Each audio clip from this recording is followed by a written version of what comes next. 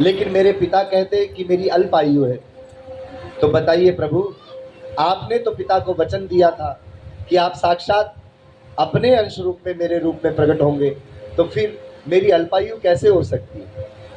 भगवान महादेव ने कहा, नंदी जी तुम्हारी आयु तो मात्र 12 वर्ष की उन्होंने बताई, लेकिन इस समय तो 2 वर्ष से अधिक बीत चुका है, 12 वर्ष से अधिक बीत चुका है।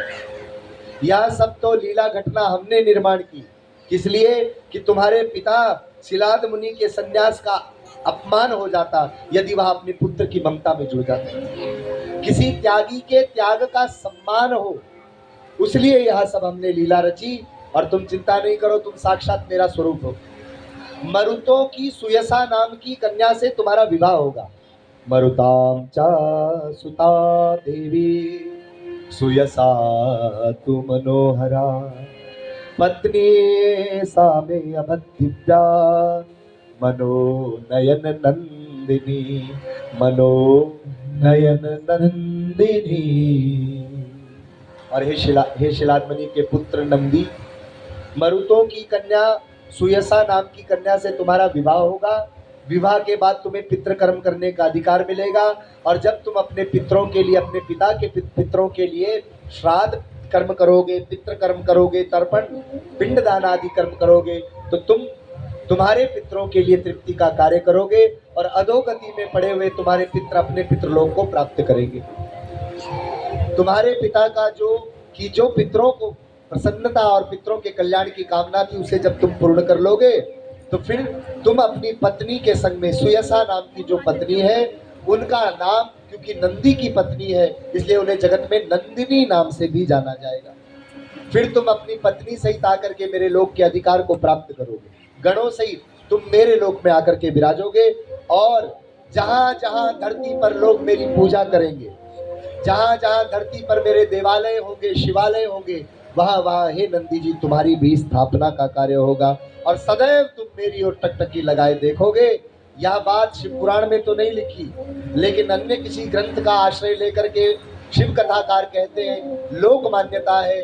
भगवान शिव ने ऐसा आशीर्वाद नंदी जी को दिया कि हे नंदी, मेरा कोई भक्त अपनी मनोकामना लेकर के रोज मेरे पास आता हो, लेकिन मैं उसकी मनोकामना को पूर्ण करने में अगर विलंब करूं, और वह भक्त जाकर के मेरे गण नंदी के कान में यदि अपनी मनोकामना कहेगा, तो उसकी मनोकामना को मैं सबसे पहले पूर्ण करूंगा।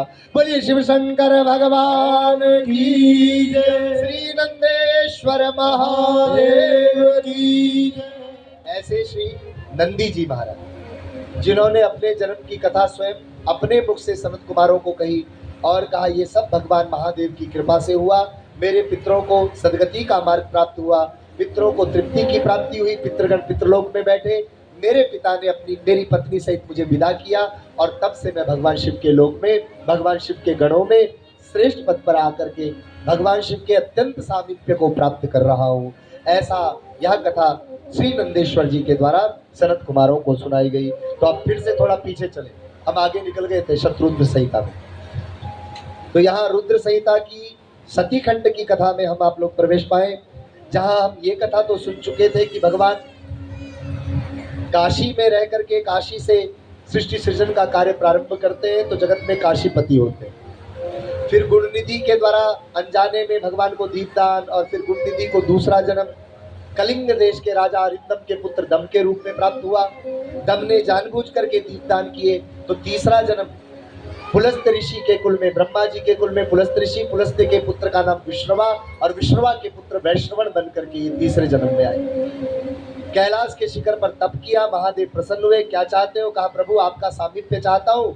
महादेव ने कैलाश के ऊपर अलकापुरी का राजा बनाया, कुबेर पद पर बिठाया, और नीचे भगवान महादेव स्वयं कैलाश के शिखर पर आकर के विराजे। अब जगत में भगवान महादेव कैलाशपति हो गए। बोले कैलाशपति महादेव की जय। इस प्रकार भगवान महादेव को आप यहाँ समझे कि कैलाश पर अपने गणों की प्राप्ति हुई, उन गणों में नंदी जी की प्राप्ति हुई। ये अच्छा हो गया। आज से पहले जब भी हमने ये कथा सुनाई, तो पहले शिव सती विवाह सुनाया, फिर शिव पार्वती विवाह सुनाया, फिर गणेश जी कार्तिकेय जी के जन्म की कथा सुनाई, फिर गणेश जी के जन्म की कथा सुनाई, और फिर नंदी जी के जन्म की कथा सुनाई। लेकिन आज पहली बार क्रम में थोड़ा परिवर्तन हुआ और ये अच्छा हो गया। क्यों? क्योंकि अब बारात में जाना है, सती से विवाह करना है। माँ अम्बा सती से विवाह करने के लिए शिव जाएंगे तो पैदल थोड़ी ना जाएंगे, नंदी पर बैठ करके जाएंगे। तो पहले तक तो हम यही अपराध कर रहे थे कि नंदी जी पर नहीं, अकेले महादेव को भेजा था। अब की बार नंदी जी भी कैलाश के शिखर पर आ चुके हैं। और यहाँ नारद जी ने ब्रह्मलोक में अपने पिता ब्रह्मा जी से प्रश्न किया। नारद उवाच विधे सर्व विजानासि कृपया शंकर विधे सर्व विजानासि कृपया शंकर त्वया अद्भुता हि कथितः कथा में शिवयो शुभः, कथा में शिवयो शुभः। हे विधेय सर्व विजानासी, विधेय यानी विधाता, सर्व विजानासी आप सब कुछ जानते हैं। कौन कह रहे हैं? नारद जी कह रहे हैं अपने पिता ब्रह्मा जी को। हे पिता, हे विधाता, त्वम सर्व विजानासी, आप सब कुछ जानते हैं। कृपया शंकरस्य चा, कृपा करके जो शंकर जी के चरित्र का गान आपने सुनाया। त्वया अद्भुतम कथिता, आपने अद्भुत कथन किया, जो शिव की कथा मुझे सुनाई। और ये शिव की कथा, कथा में शिवयो शुभा, ये भगवान शिव की कथा सदैव ही शुभ करने वाली कथा है। सुन रहे हो? बोर तो नहीं हो रहे? नहीं। क्योंकि मैं अधिकतर अपनी माताओं को देखता हूँ, भजन गाने लगे तो चेहरा खिल जाता है, और कथा सुनाने लगे ना बड़ा आश्चर्य होता है, भाई कथा नहीं सुन। और एक बात बताएं आपको, हमारे सोशल मीडिया पर, यूट्यूब पर बहुत सी कथाएं लाइव रहती है। इस बार तो हमारे चैनल पर नहीं है, इस बार तो साझा लाइव करके चैनल है, साझा लाइव इवेंट। और इनके लिए भी जरा ताली बजाओ, बहुत अच्छा ये एडिटिंग कर रहे हैं, बहुत अच्छा, मैं रोज देख रहा हूँ। तो आप देखेंगे कि कहीं शिव पुराण में इतने भजन हमने और कहीं गाए ही नहीं जितने भजन इस बार हमने यहाँ गा दिए। और शिव महापुराण की कथा अधिकतर 11 दिन की करते हैं, अधिकतर 9 दिन की करते हैं। इस बार कथा भी 7 दिन की, और उस कथा में भी भजन भी अधिक, और फिर भी अपने श्रोताओं को कथा अधिक सुनाने का प्रयास कर रहे हैं। तो आश्चर्य है कि कथा तो आप बड़े लोग बड़े ध्यान से सुन रहे हैं, लेकिन भजन ज़्यादा और इससे ज़्यादा हम नहीं गा पाएंगे, है ना। और भजन तो हमारी बहनें माताएं बहुत अच्छा गाती हैं, तो भजन तो आप गाना जानती ही हैं। कथा सुन लीजिए, बस सुन लोगे? हाँ जी। आरती से पहले भजन गा लेंगे, नाच लेंगे, गा लेंगे, और क्या। तो सुनिए,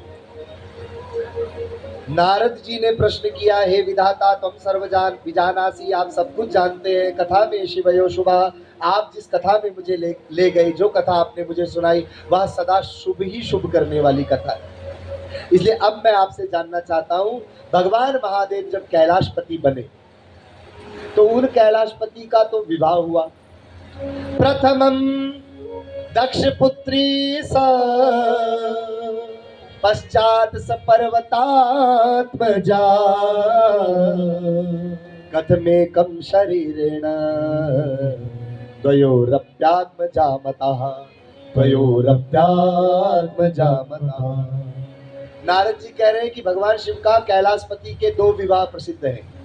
प्रथमम दक्ष पुत्री सा पश्चात सा पर्वतात्मजा, पहला विवाह दक्ष पुत्री के संग में हुआ, सती के संग में, और बाद में पश्चात सा पर्वतात्मजा, पर्वत की आत्मजा के रूप में पार्वती के संग हुआ। लेकिन हे पिताजी, सर्व विजानासी, आप सब कुछ जानते हो, मैं कुछ नहीं जानता।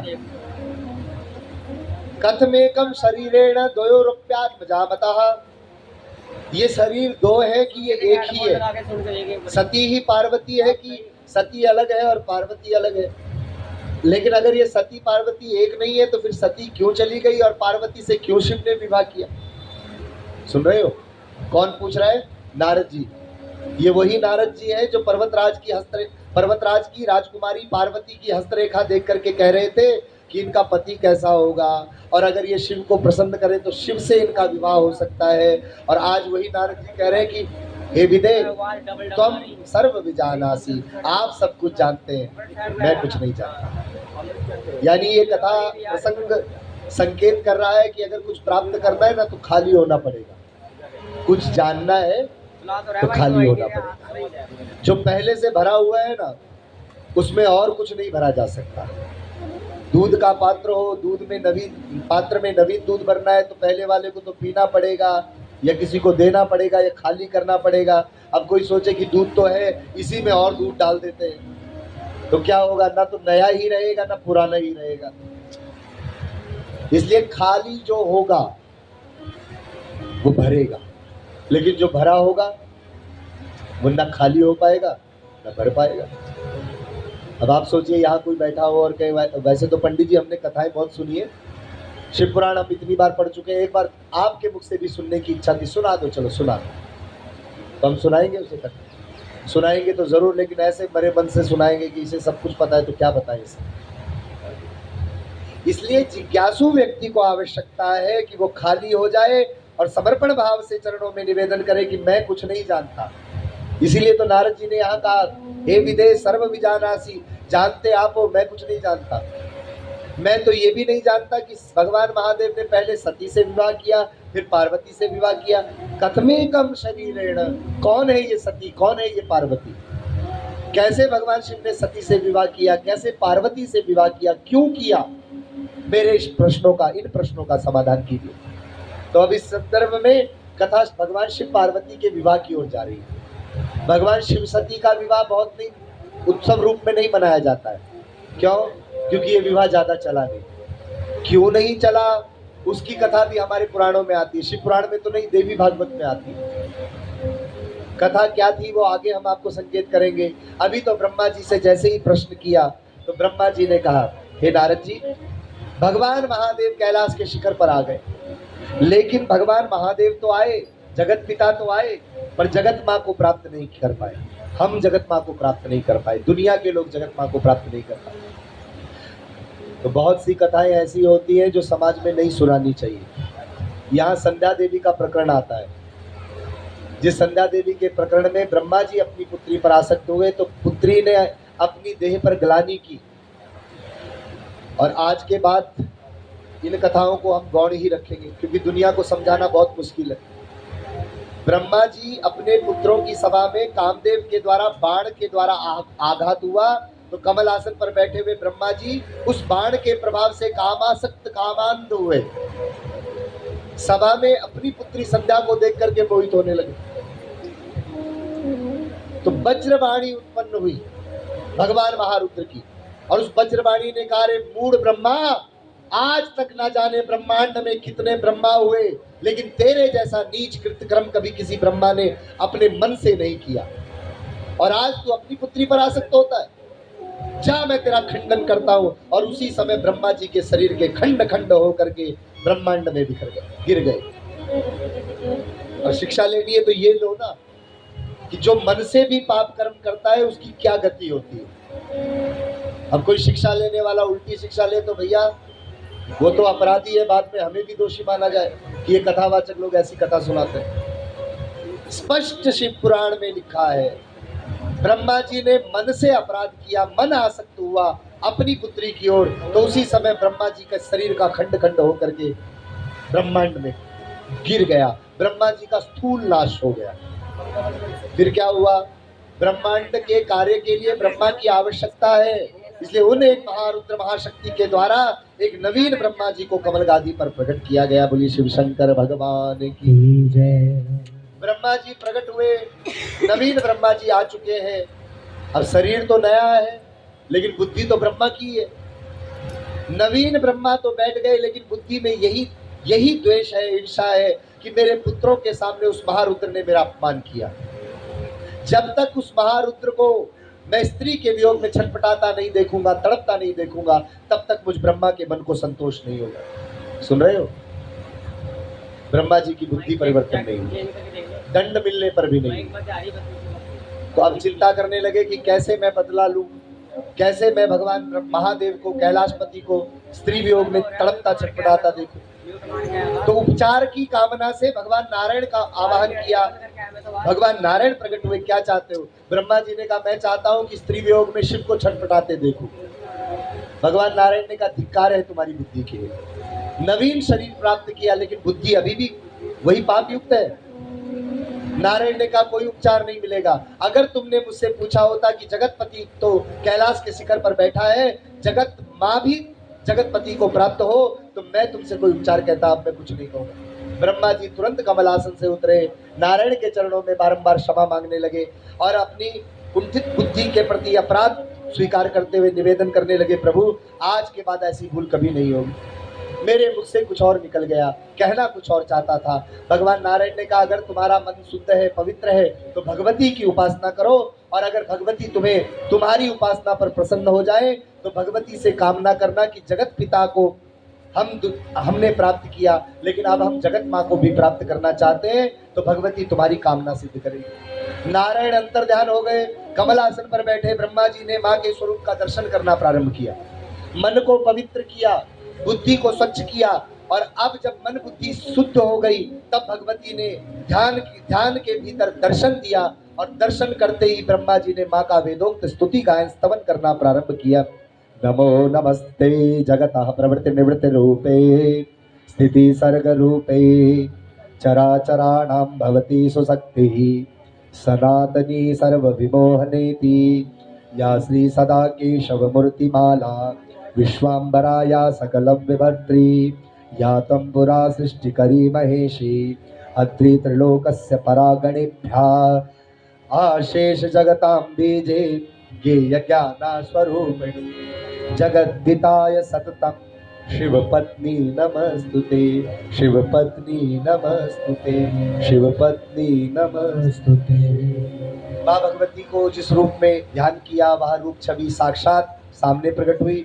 माँ ने कहा ब्रह्मा जी आप खोलो, मैं जान गई तुमने मुझे स्तुति में शिव पत्नी कह करके पुकारा, अब अगर तुम जगत माँ के रूप में मुझे चाहते हो तो हे ब्रह्मा अपने पुत्र दक्ष से कहो वह मुझे पुत्री रूप में प्राप्त करने के लिए तप करे। यदि दक्ष और उनकी पत्नी वृणी के द्वारा तप करने पर उनकी तपस्या से मुझे प्रसन्नता की प्राप्ति होती है, मैं प्रसन्न हो जाती हूँ, तो मैं उन्हें दर्शन देने के लिए जरूर प्रकट हो जाऊंगी। बोलिए शिव शंकर भगवान की जय। माँ भगवती जगदम्बिका ने ऐसा कह करके माँ भगवती अंतर्ध्यान हो गई, और इधर दक्ष ब्रह्मा जी ने दक्ष को पुकारा, दक्ष से सारी घटना कह सुनाई। दक्ष ने अपनी पत्नी वृणी को संग में लिया, और दक्ष और पत्नी वृणी, एक बात ध्यान रखें, शिव महापुराण में दक्ष पत्नी का नाम वृणी है, जैसे भागवत जी में आप सुनते हैं दक्ष पत्नी का नाम प्रसूति, तो यहाँ शिव पुराण में नाम है वृणी। वृणी के द्वारा तप किया गया, और तप का प्रभाव वृणी और दक्ष के द्वारा तप किया गया, तप का प्रभाव बढ़ने लगा। ऐसा अद्भुत तप का प्रभाव दिन प्रतिदिन बढ़ता चला गया कि उस तपस्या से प्रसन्न होकर के माँ भगवती जगदम्बिका साक्षात प्रकट हो गई। बोले जगदम्बा मैया की जय। आसपास के लोग तो आ ही रहे थे। आज हमारे बीच में हमारे पूज्य मामा जी यहाँ पधारे हैं, आदरणीय जगुड़ी जी, और हमारी आदरणीय मामी जी यहाँ पधारी हैं, जो यहाँ नहीं, बहुत नज़दीक नहीं, यहाँ से बहुत दूर पंजाब की भूमि नवा शहर बंगा से यहाँ आए हैं, शायद यहाँ से जा रहे होंगे उत्तराखंड या आ रहे होंगे, आए हैं मिर्जापुर से। आपके प्रति बहुत आदर है, बहुत सम्मान है, स्वागत है। तो आइए जरा माँ का नाम आया, माँ को पुकारे, सब लोग मेरे साथ गाएं। उच्चिया पहाड़ा बीच रहंदी माता मेरी देखने दा सुंदर नजारा हो। उच्चिया पहाड़ा बीच रहंदी माता मेरी देखने दा सुंदर नजारा हो। घना घना जंगलाचे रहंदी माता मेरी देखने दा सुंदर नजारा हो। घना घना जंगलाचे रहंदी माता मेरी देखने दा सुंदर नजारा हो। मंदिरां दे आसे पासे कोयल बोले, मंदिरां दे आसे पासे कोयल बोले, मंदिरां दे आसे पासे कोयल बोले, मंदिरां दे आसे पासे कोयल बोले। शेर भरे ललकारा हो, शेर भरे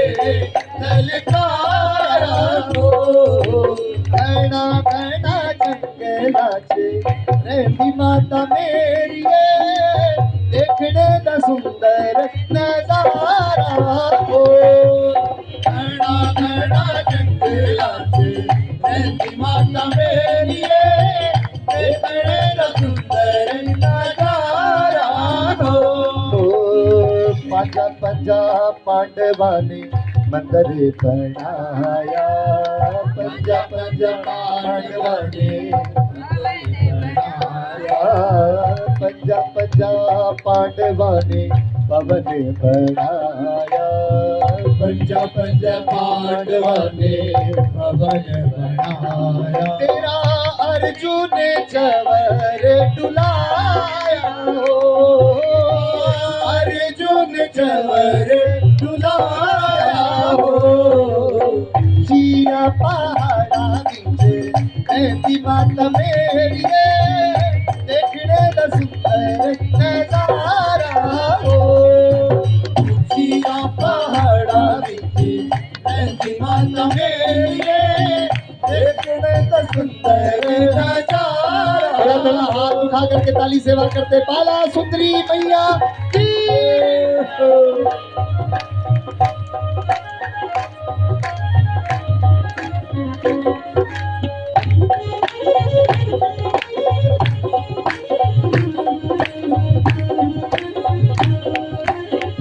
साकुंतला मैया की।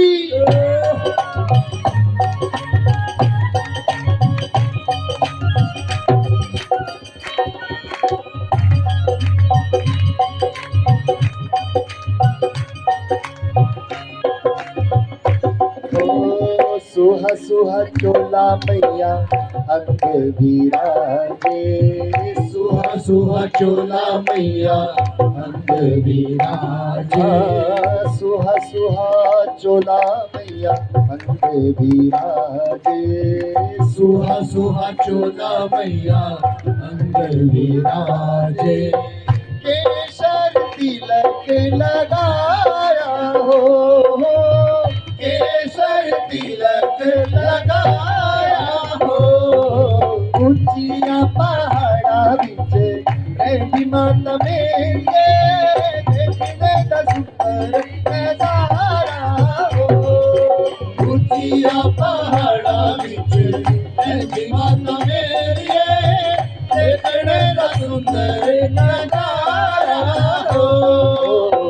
नंगे नंगे पैरी मैया अकबर आया, नंगे नंगे पैरी मैया अकबर आया।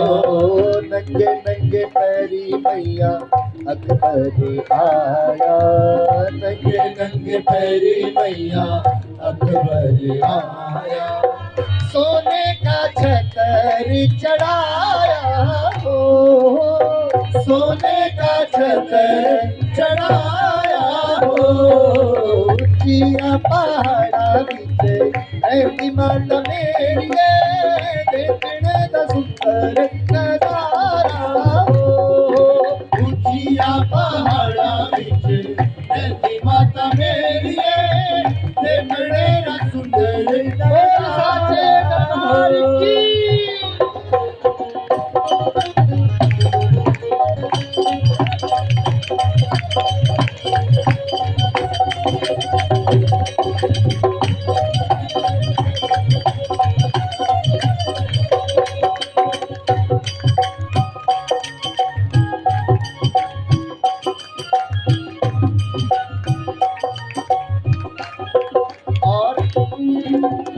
जानो भगत ने मैया तेरो यश गाया, जानो भगत ने मैया तेरो यश गाया।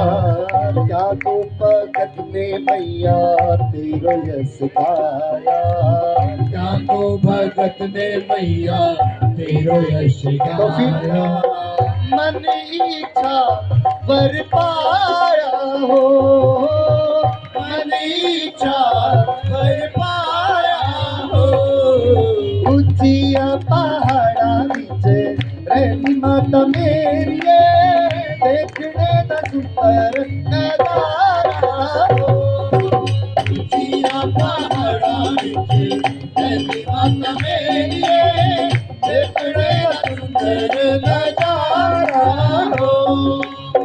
दक्ष और वृणी तपस्या कर रही है, माँ का ध्यान कर रही है।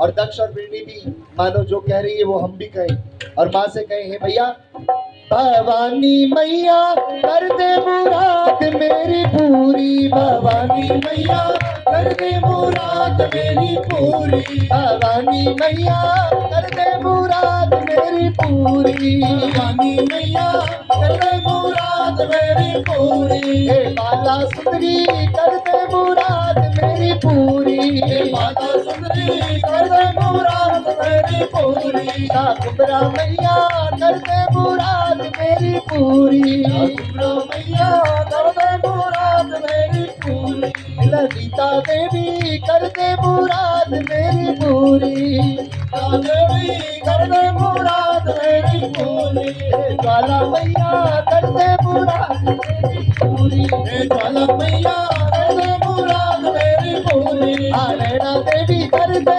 मुराद मेरी पूरी, नैना देवी कर दे मुराद मेरी पूरी, मनसा देवी कर दे मुराद मेरी पूरी, मनसा देवी कर दे मुराद मेरी पूरी, चामुंडा देवी कर दे मुराद मेरी पूरी, चामुंडा देवी कर दे मुराद मेरी पूरी, देवी कर दे मुराद मेरी पूरी, बड़ी दूर चल करी। शिव शंकर भगवान की जगदिया जोता वाली माता तेरी सदा भवानी मैया कर दे मुराद मेरी पूरी, भवानी मैया कर दे मुराद मेरी पूरी। घर वालों की आवाज ज्यादा आ रही है, उधर कंजूसी कर रहे हैं आप लोग, ताली बजाइए इनके लिए। चामुंडा देवी कर दे मुराद मेरी पूरी, चामुंडा देवी कर दे मुराद मेरी पूरी, जोता वाली माता तेरी सलामी है। दक्ष और वृणी ने भगवती जगदम्बिका को प्रसन्न करने के लिए तप किया। तपस्या का प्रभाव दिन प्रतिदिन बढ़ता गया और मां भवानी असंख्य भुजाओं वाली, नाना आयुधों को धारण करने वाली, आज मां जगदम्बिका अष्टभुजा धारिणी वरदहस्त को धारण करके साक्षात सिंह वाहिनी प्रकट हो गई। बोले जगदम्बा मैया की जय। मां भवानी ने कहा, हे दक्ष, हे वृणी, क्या चाहती हो? दक्ष और वृणी ने कहा, मां हम तो आपको पुत्री रूप में चाहते हैं। मां ने कहा, चिंता मत करो, अब जल्द ही मैं तुम्हारी पुत्री बनकर के आऊंगी। और दक्ष और वृणी को भगवती जगदम्बिका ने आश्वस्त किया और वचन देकर के विदा किया। समय बीता, वो समय आया जब अब भगवती को प्रकट होना है। जगदम्बिका जन्म थोड़ी ना लेगी, वह सर्व चैतन्य स्वरूपा, वह सचितानंद स्वरूपिणी, वह त्रिदेव जननी, जो जगत को जन्म देने वाली मूल कारण है, भला उसे कौन जगत में जन्म दे सकता है?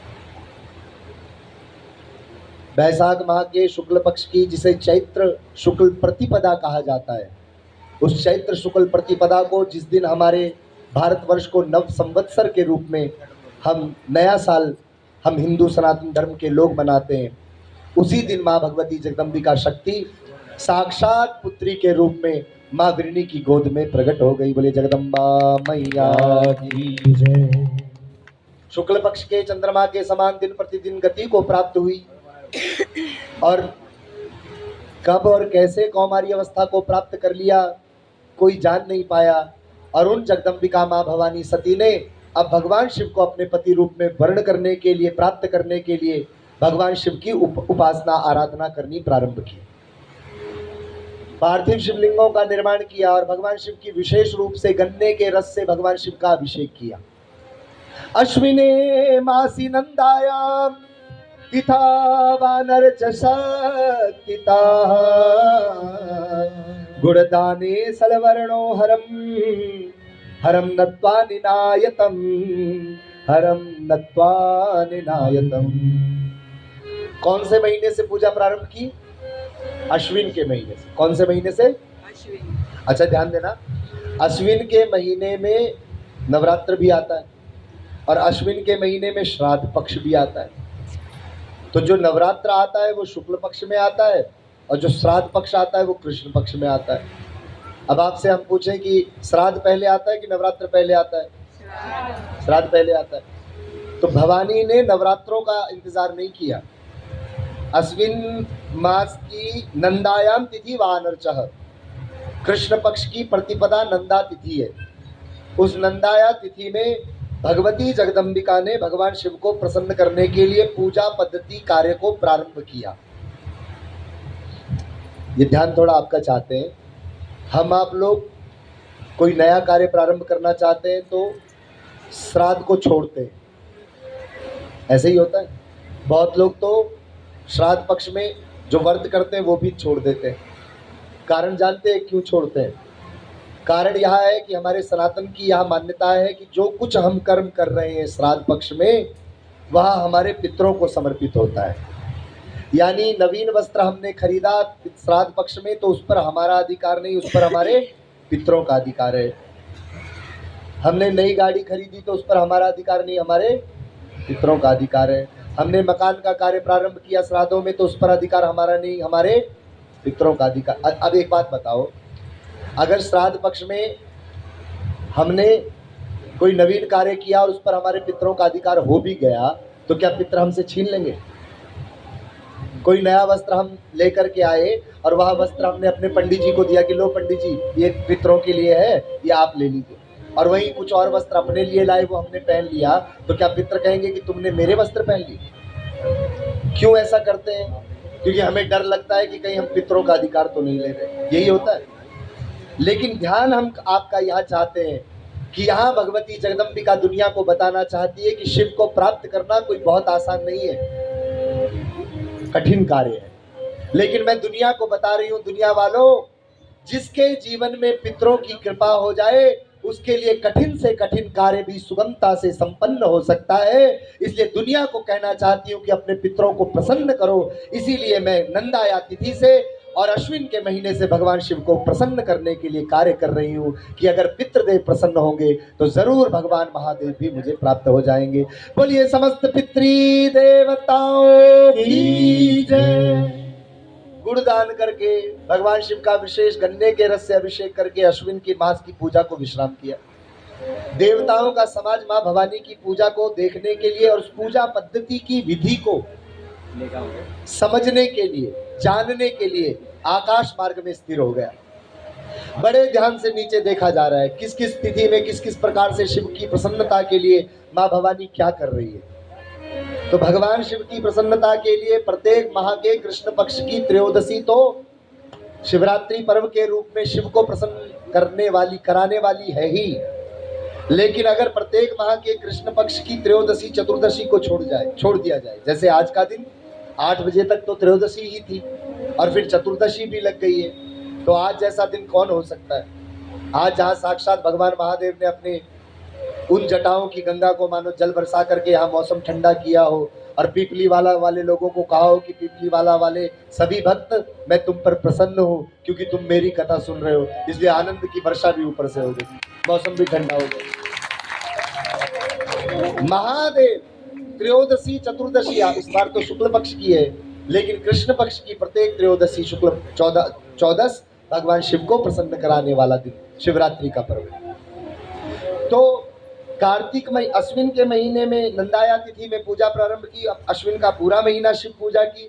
फिर कार्तिक का महीना आया तो कृष्ण पक्ष की चतुर्दशी को भगवान शिव की विशेष पूजा संपन्न की। कार्तिक के बाद मंगसीर का महीना आया, मंगसीर के कृष्ण पक्ष की अष्टमी तिथि को मां भवानी ने शिव की विशेष पूजा की। देवता लिख रहे हैं, मानो देवता लिख रहे हैं कि इन तिथियों में शिव को विशेष पूजा की जाती है। मंगसीर का महीना बीता तो फिर पौख का महीना आया, उस पौख माह के शुक्ल सप्तमी को भगवती सती ने विशेष पूजा की। पौख का महीना बीता, माघ का महीना आया, माघ माह की पूर्णमासी को भगवान शिव की विशेष पूजा की और माघ माह की शिवरात्रि भी विशेष पूजा की जाती है। कृष्ण पक्ष की त्रयोदशी चतुर्दशी। पूर्णमासी को विशेष पूजा होने के उपरांत फागुन का महीना आया, कृष्ण पक्ष चतुर्दशी को विशेष पूजा। फागुन का महीना बीता, चैत्र माह आया, चैत्र माह के शुक्ल पक्ष की चतुर्दशी को विशेष पूजा।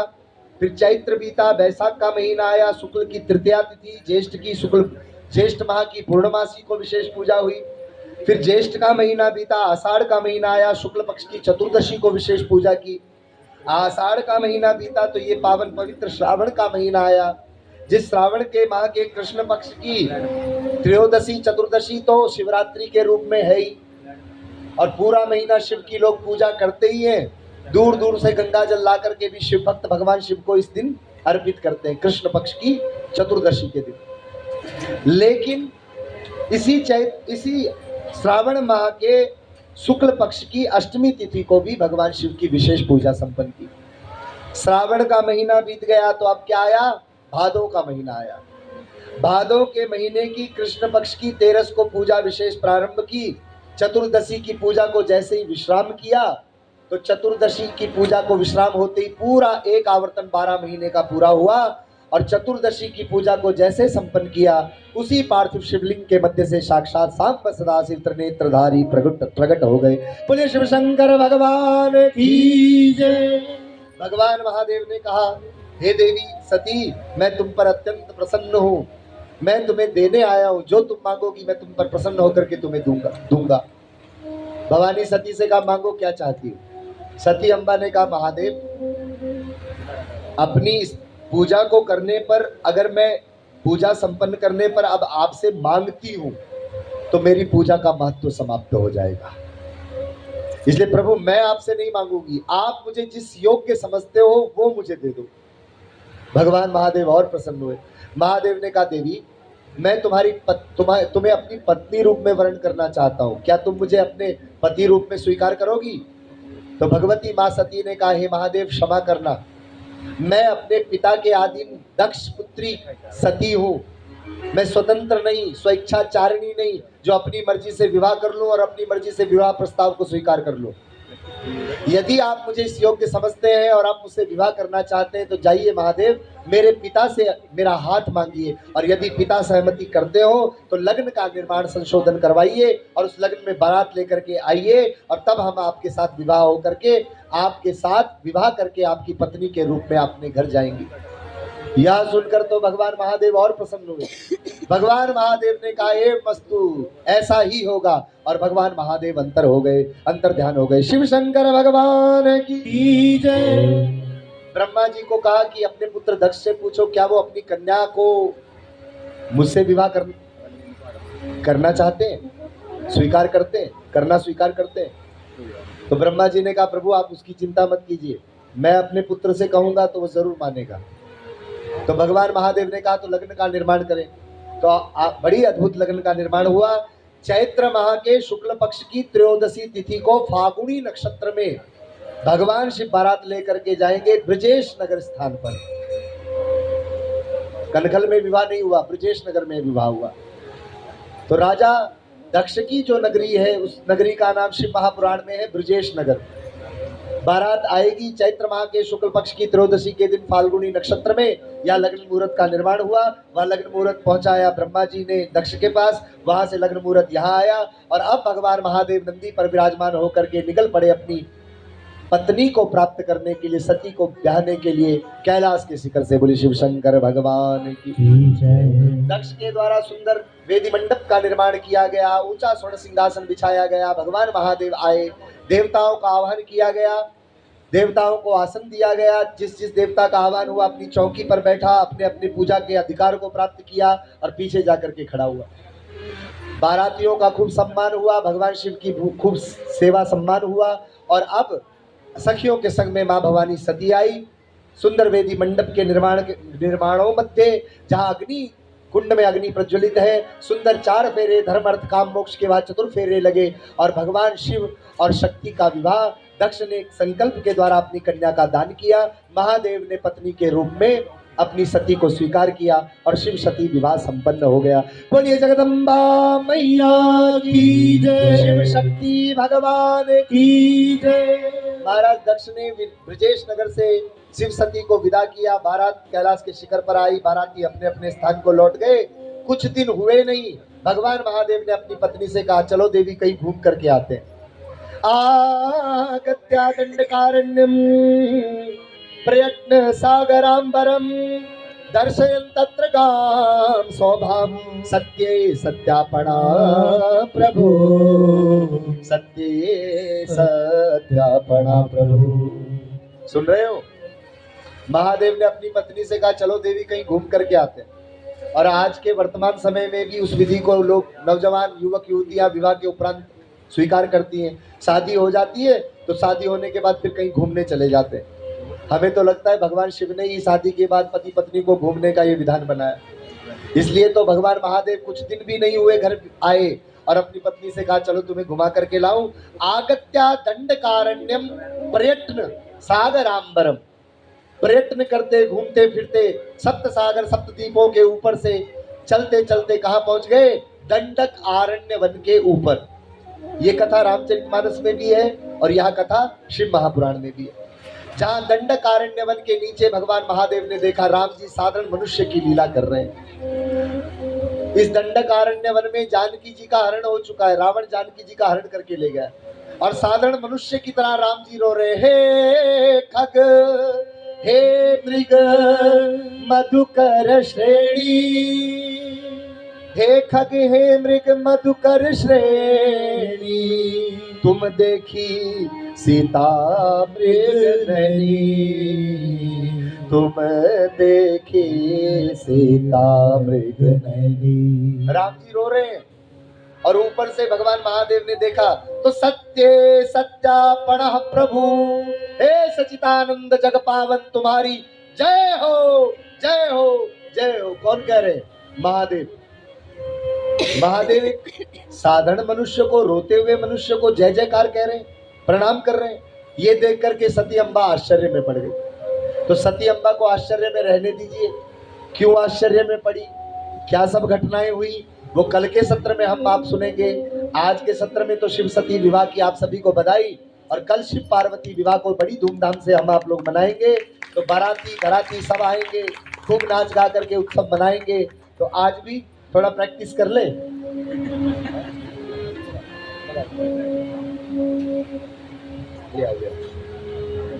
चलो जरा भगवान शिव के चरणों, भगवान कृष्ण के चरणों में थोड़ा सा हम आप लोग भगवान कृष्ण को भी कल के लिए आह्वान करें कि आप भी कल आइएगा और भगवान शिव के विवाह की हम आप लोग तैयारी करें। कल शिव पार्वती विवाह है, बड़ा अनोखा विवाह होने वाला है। भूत प्रेत सब आने वाले हैं, ठीक है? तो कल अपनी अपनी जगह जल्दी आकर के थाम लेना। फिर भूत प्रेतों को क्या खबर कि दाएं से आए कि बाएं से आए कि ऊपर से आए, हाँ, समय से आने का प्रयास कीजिएगा। बोलिए श्री वृंदावन बिहारी प्यारी लाल की।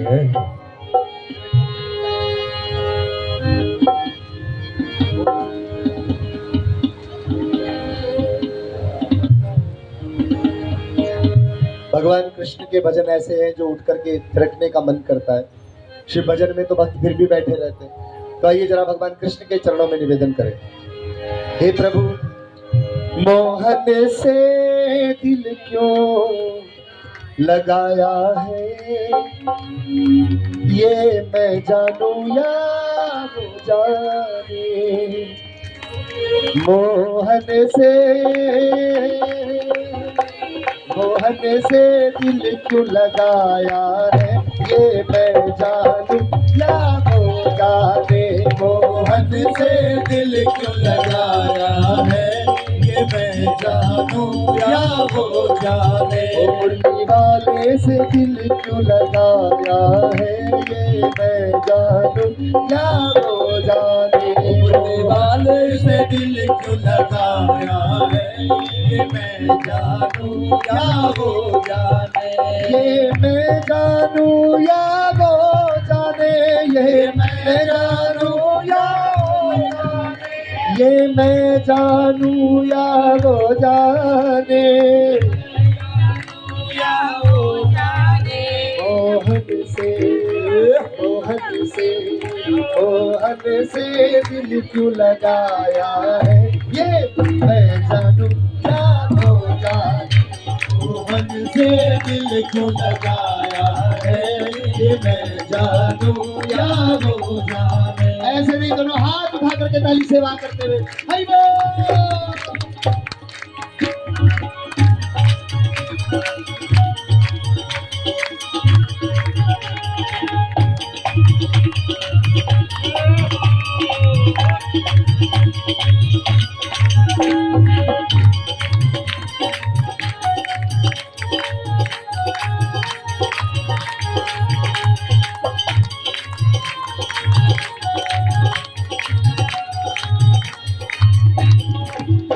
जितना दिल ने उसे याद किया, दिल ने उसे याद किया, जितना दिल ने उसे याद किया, जितना दिल ने उसे याद किया, उतना जग ने बदनाम किया, उतना जग ने बदनाम किया, उतना जग ने बदनाम किया, उतना जग ने बदनाम किया।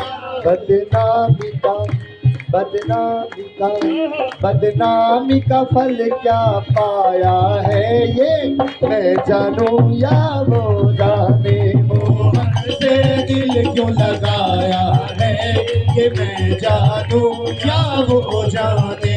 ये मैं जानूं या वो जाने, ये मैं जानूं या वो जाने, ये मैं जानूं या वो जाने, ये मैं जानूं या वो जाने। मुरली वाले पे, बंसी वाले पे, मुरली वाले पे दिल क्यों आया है, ये मैं जानूं या मोहन से दिल क्यों लगाया है, ये मैं जानूं या श्री वृंदावन बिहारी लाल की।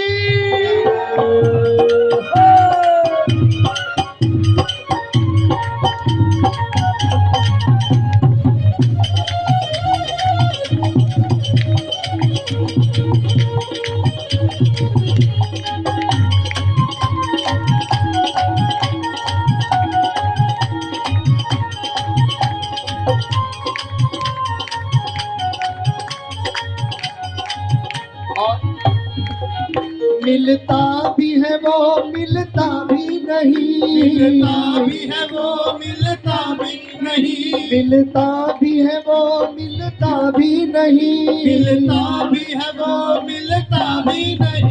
नजरों से मेरी हटता भी नहीं, नजरों से मेरी हटता भी नहीं, ओ नजरों से मेरी हटता भी नहीं, हटता भी नहीं। ये कैसा, ये कैसा, ये कैसा जादू चलाया है, ये मैं जानूं या वो जाने। मोहन से दिल क्यों लगाया है, ये मैं जानूं या वो जाने। ओ मुरली वाले पे दिल क्यों आया है, ये मैं जानूं या वो जाने। मुरली वाले पे दिल क्यों आया है, ये मैं जानूं। और गाइए, भोले शंकर की जय, भोले बाबा की जय, भोले शंकर की जय, भोले बाबा की जय, ओ भोले शंकर की जय, भोले बाबा की जय, भोले शंकर की जय, भोले बाबा की जय, ओ त्रिपुरारी की जय, त्रिपुरारी की जय, पालनहारी की जय, पालनहारी की जय, भोले शंकर की जय, भोले बाबा की जय, भोले शंकर की जय, भोले बाबा की जय, ओ भोले शंकर की जय, भोले बाबा की जय। आज के सत्र को यही प्रभु चरणों में समर्पित करते हैं। कल फिर मिलेंगे ठीक 3 बजे। बहुत धन्यवाद। ठीक 3 से 6 बजे पूज्य आचार्य जी से निवेदन, कथा सत्र को विसर्जन की ओर ले जाएं। जो संदेश पहुंचाना है वो संदेश पहुंचाएं और समय से